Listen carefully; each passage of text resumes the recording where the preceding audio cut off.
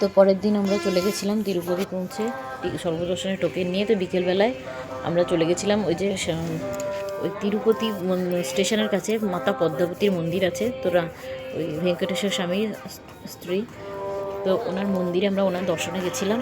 তো এই যে ওই দিন ওখানে একটা অনুষ্ঠান ছিল, মানে ওই প্রতি বছর ওরা ওই অমাবস্যা তারপরে ওই পূর্ণিমা ওই তিথিগুলোতে মার দর্শন মানে দর্শকদের দর্শন দিতে বের হন, তো ভক্তদের।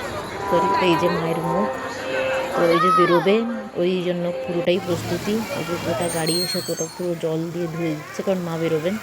তো সবাই ওই জন্য পুরো লাইনে অপেক্ষা করে বসে আছে। আমরা তো প্রথমে বুঝতেই পারছিলাম না যে কী হচ্ছে। তো পরে বুঝলাম যে মা বেরোবেন, ভক্তদের দেখা দেবেন, তাই জন্য।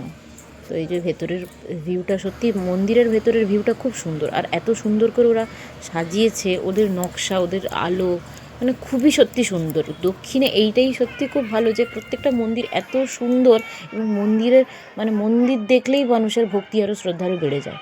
তো এই যে মা আগে বেরিয়েছিলেন, মা পদ্মাবতী, তো ওইটারই ছবি দেখানো হচ্ছিল। তো এই যে মা বেরোনোর আগে বিভিন্ন মানে নাচের প্রদর্শন হচ্ছিল, বিভিন্ন নাচ, বিভিন্ন নৃত্যশিল্প, ওইগুলো থেকে নাচের মানে ওরা এসেছিলেন মেয়েরা, ওরা নাচবে মায়ের সামনে, দর্শন করবেন সবাই, তাই জন্য সবাই ঘিরে দাঁড়িয়ে আছে। প্রচুর ভিড় ছিল, যে শিব পার্বতী, তারপরে প্রচণ্ড মানে বিভিন্ন দেব দেবতাদের নাচ, তারপরে তিরুপতি ভেঙ্কটেশ্বর স্বামী, রামচন্দ্র, সীতামা, সবার মানে ওনারা ওই নাচের মাধ্যমে প্রত্যেকটা কাহিনী তুলে ধরেছিলেন। তো খুব সুন্দর লাগছিল দেখতে। তো পুরোটা ভালো করে দেখাতে পারলাম না, কিন্তু যতটুকু দেখিয়েছি তাতে আশা করি অনেকেই ভালোভাবে বুঝতে পারবে। তো অবশ্যই আপনারা যাবেন, যদি কারোর যাওয়ার প্ল্যান থাকে ট্রেনে, তো অবশ্যই গিয়ে ঘুরে আসবেন। আমরা সত্যি কষ্ট হলেও এই দর্শনটা আমাদের সত্যি খুব মানে খুব ভালো লেগেছিলো। আপনারা এই ভিডিওটা দেখুন, আমি আর বেশি কিছু বলছি না। লাস্টে একদম শেষে মা পদ্মাবতীর দর্শন পাওয়া যাবে, আপনারা দেখুন, এবং সকলের মনস্কামনা যেন পূর্ণ হয় এই প্রার্থনা করুন, সকলে যেন ভালো থাকে।